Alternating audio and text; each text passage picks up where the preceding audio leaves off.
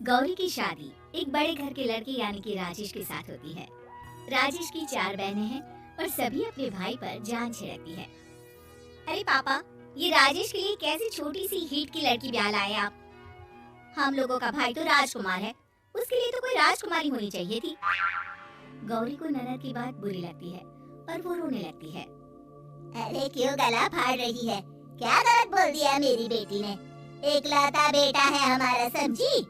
वो तो तेरे ससुर हाँ कराए थे, वरना मैं तो ना करवाती तेरी शादी अपने हीरे जैसे बेटे से।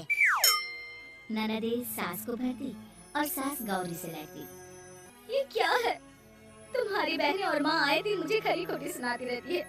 क्यों नहीं बोलते उन लोगों को कुछ? अरे क्या बोलूं? अब उन लोगों का इकलौता भाई और बेटा होना, तो वो लोग थोड़े इमोशनल है मुझे लेकर, समझा करो ना। और कौन सा वो लोग रोज आते हैं ससुराल से? माना एक साथ नहीं आती, लेकिन रोज कोई ना कोई तो खड़ा ही रहता है ना।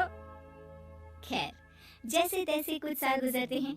गौरी एक प्यारे से बेटे की माँ बनती है। सुनिए, हर बात पर ससुर जी से पैसा मांगना ठीक नहीं लगता। आप कोई काम क्यों नहीं करते हैं? काम तो मैंने कभी किया ही नहीं गौरी। पापा के पास इतना पैसा है कि मुझे जरूरत ही नहीं पड़ी। लेकिन कहते हैं ना, हर दिन एक सा नहीं होता। गौरी के ससुर की मृत्यु हो जाती है और घर में गरीबी छा जाती है। गौरी ननद को फोन करती है। दीदी, आप जीजा जी को बोल कर इन्हें कहीं नौकरी दिलवा दो ना। घर चलाना मुश्किल हो रहा है। माँ जी की भी तबीयत खराब रहती है।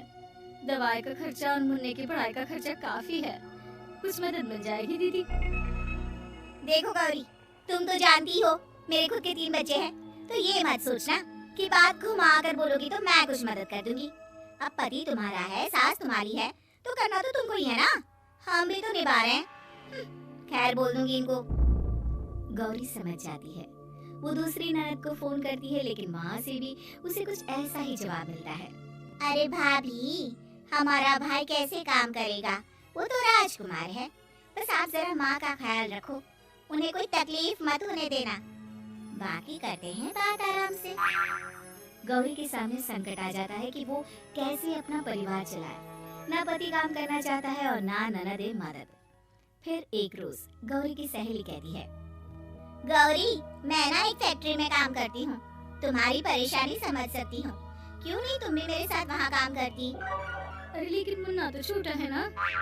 तो क्या हुआ, तेरी सास और पति तो घर पर ही हैं, वो लोग संभाल लेंगे। तू चल मेरे साथ। गौरी ने अब काम करना शुरू कर दिया था, लेकिन उसका सपना अपने बेटे को अच्छी शिक्षा देने का था। गौरी अपने भाई से कहती है, भाई, आपके बच्चे जिस स्कूल में पढ़ते हैं उसमें मेरे गौरव का भी एडमिशन हो सकता है क्या? अरे कैसे बात कर रही है गौरी? जितना तू कमाती है उतने में तो तेरा घर भी नहीं चलता। तू कहाँ इतने महंगे स्कूल का सपना देख रही है? लेकिन गौरी भी ठान लेती है कि वो किसी न किसी तरह अपने बच्चे को अच्छी स्कूल में पढ़ाएगी। माँ जी, ये मेरे गहने हैं, मैं बेच रही हूँ। गौरव का कल एडमिशन है। अरे वो तो ठीक है गौरी, लेकिन आगे की फीस कैसे मैनेज करेगी? और ज्यादा मेहनत कर लूंगी माँ। गौरव कुछ बन गया तो हम लोगों के सारे दुख दर्द दूर कर देगा। गौरी, हम लोगों ने तुझे गलत समझा, लेकिन तू ही थी जो ये घर लेकर चल रही है, वरना कब की अलग हो जाती। गौरी सास की ओर मुस्कुरा कर देखती है। आप भी तो मेरा साथ दे रही है ना। अरे कभी खाने में अंडा या मुर्गा भी खिला दिया करो, क्या रोज रोज पत्ता खिलाती रहती हो? अरे शर्म तो आती नहीं, सारा दिन बहू काम करके पैसे लाती है, खुद तो कुछ करता नहीं, ऊपर से मुर्गा खाना है इसको। गौरी अपना घर चलाने के लिए तो पर्याप्त पैसे कमा लेती है, लेकिन बेटे के महंगे स्कूल, कोचिंग और उसकी डिमांड पूरी करने के लिए उसे लोगों से पैसे उधार लेने पड़ते। माँ, मुझे जूडो कराटे की ड्रेस चाहिए, मैं घर के कपड़ों में क्लास नहीं अटेंड करूँगा। और क्या, बिल्कुल, घर की भी कोई ड्रेस होती है क्या? मैं कल ही ला दूंगी। हाँ बच्चा, तू बस मन लगाकर पढ़ाई किया कर। उसके जाने के बाद कहाँ से लाएगी पैसे ड्रेस के? माँ, वो पास वाली चाची से कुछ पैसे उधार लूंगी। अरे सभी से तो उधार ले चुकी है तू, कर्जा इतना चढ़ा लिया है कि पूरा जीवन भी कमाएगी तो उतार नहीं पाएगी। माँ जी, गौरव कुछ बन जाए तो मुझे कमाने की क्या जरूरत? फिर तो मैं बस रानी बनकर राज करूंगी। एक दिन गौरव कहता है, माँ, मेरी नौकरी लग गई है, वो भी अच्छे पैसों में। अब हम लोगों के बुरे और दुख के दिन जल्दी खत्म हो जाएंगे। गौरी की खुशी का ठिकाना नहीं होता। वो सास की फोटो के सामने हाथ जोड़ती है कि उसका पति उसे कहता है, देखा गौरी, तेरी तपस्या खत्म हुई। इतने सालों से जो तू फैक्ट्री में नौकरी कर रही है, अब तू आराम कर सकती है। अरे नहीं नहीं, अभी तो नौकरी लगी है, कुछ दिन कुछ पैसे कमा तो लेने दो। कुछ महीनों बाद गौरी की ननद गौरव के लिए रिश्ता लेकर आती है। अरे भाभी, वो मैं ना रिश्ता लेकर आई थी गौरव के लिए। सुना अच्छा कमा रहा है, क्यों? देखा मेरी बहन कितनी अच्छी है, कितना सोचती है हम लोगों के लिए। गौरी कुछ नहीं कहती, लेकिन उसका मन नहीं होता है कि वो बेटी की शादी इतनी जल्दी कर दे। हाँ वो तो ठीक है, लेकिन अभी कुछ कर्जा है जिसे उतारना है। तो क्या हो गया, शादी के बाद भी उतार लेगा। कम से कम एक लड़की आ जाएगी तो आराम रहेगा। गौरी लोगों के प्रेशर में आकर बेटे की शादी कर देती है और शादी के बाद एक दिन जब अपनी फैक्ट्री में जाती है। मैनेजर साहब, कैसे इस फैक्ट्री में 22 साल काम कर लिया पता ही नहीं चला। अब तो बेटा सेटल हो चुका है, नौकरी की जरूरत नहीं है, लेकिन आप सभी का शुक्रिया। गौरी बहन, बहुत मेहनत की तुमने जीवन में, अब भगवान कोई मुश्किल ना दे। गौरी घर आती है, लेकिन दरवाजे के बाहर से ही उसे बहू और बेटे की आवाज सुनाई देती है।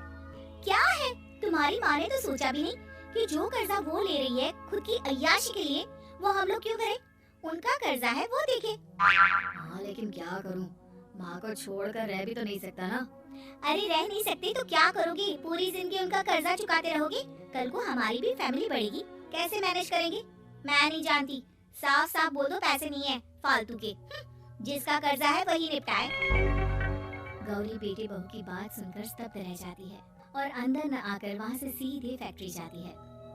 मैनेजर साहब, मैं सोच रही थी कि इतनी जल्दी नौकरी नहीं छोड़नी चाहिए, जब तक हिम्मत है तो कर लेते हैं। वो मेरा इस्तीफा ना वापस कर दीजिए। ये बोलकर गौरी की आंख लाल हो जाती है। मैनेजर समझ जाता है कि गौरी की उम्मीद टूट चुकी है।